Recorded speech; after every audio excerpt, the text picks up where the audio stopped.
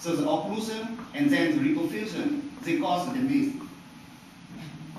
So I introduce model of how the heart global ischemia or anoxia, and I present for main three group of experiment: control group, long-term anoxia, and reconditioning with anoxic solution.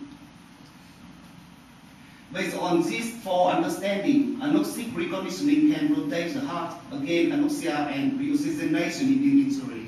And the second one, nitric oxide, CCMP, PKZ, and KTP channel pathway in anoxic reconditioning cardioprotective mechanism.